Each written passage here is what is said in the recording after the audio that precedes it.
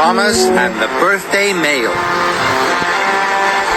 It was the storming season on the island of Sodor. All the engines were battling against the bad weather. Thomas was busy delivering supplies and mail in a far part of the island. He really enjoyed going up to High Farm. It was up on a hill right at the end of the line. A little girl called Alice lived there. Alice and Thomas were good friends.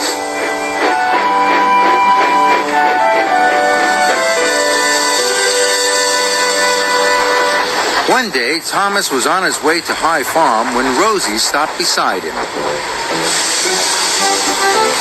Rosie was a cheerful, chirpy little tank engine. She was always pleased to meet Thomas. She liked him so much that she wanted to be just like him. So she tried to copy him. She tried to whoosh the way he did. She even tried to whistle like Thomas. It made Thomas cross. "Hello, Thomas," puffed Rosie brightly. "What are you doing?" "It's Alice's birthday," chuffed Thomas. "I want to get all her presents up to High Farm in good time." Just then, Harold the helicopter arrived. "Another storm warning, I'm afraid," he shouted. "High winds on the way and heavy rain." Harold warned Thomas not to go up to High Farm. "Heavy rain can cause landslides on that hilly route," he said. And Harold flew away. Thomas didn't want to let Alice down. "High winds don't bother me," he puffed. "Or me," chuffed Rosie. "I'll come as your back engine." But Thomas didn't want Rosie to come. "No, thank you, Rosie," he huffed firmly. "I can do it on my own." And he chuffed quickly away. But Rosie liked Thomas very much, and she wanted to help, so she chuffed naughtily after him. Thomas puffed along the line to High Farm. The sky grew darker and darker.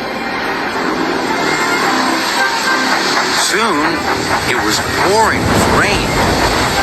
Thomas's pistons pumped and his boiler bubbled. It was hard work.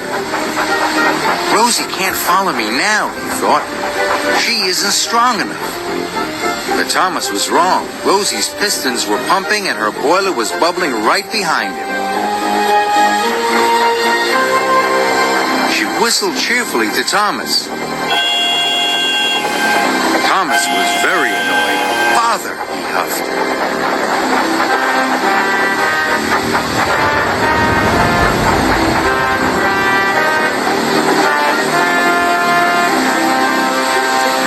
Soon, Thomas came to a junction. One way was the longer but easier way to High Farm.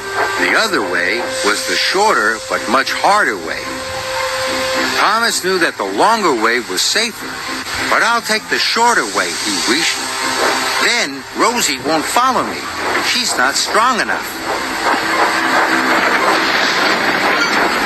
As the storm raged, Thomas puffed furiously up the steep track. Thomas was almost at High Farm. He was sure Rosie wasn't behind him now.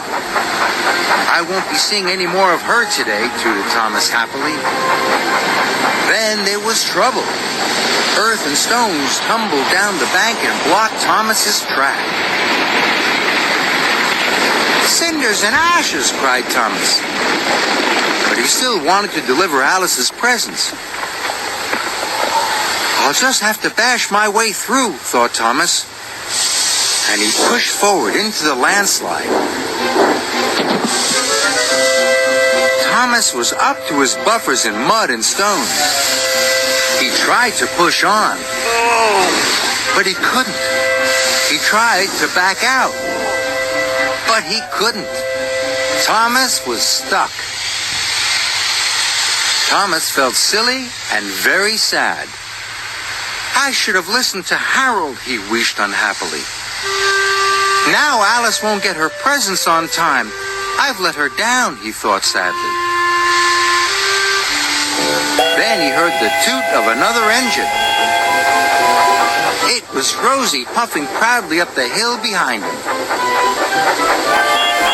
"It's me!" tooted Rosie cheerfully. Then she saw Thomas was stuck. Thomas felt very silly. "I'll go and get help," chuffed Rosie. "Wait a minute," whistled Thomas. "Please, will you deliver Alice's presents for me?" Rosie was very happy. "Of course I will," she puffed. Rosie was soon coupled up to Thomas's freight cars. Then she steamed off to High Farm. Thomas waited for Rosie to come back. He was happy she had followed him after all. Soon Rosie came puffing back down the line. "Alice's mother has telephoned for help," Rosie told Thomas. "Edward is on his way to pull you out." Then Thomas noticed that Rosie had a passenger on board. It was Alice. She had come to thank Thomas for getting her birthday presents to her. "I couldn't have done it without Rosie's help," Thomas puffed. "Now we can all celebrate your birthday together." Thomas tooted happily. And so did Rosie.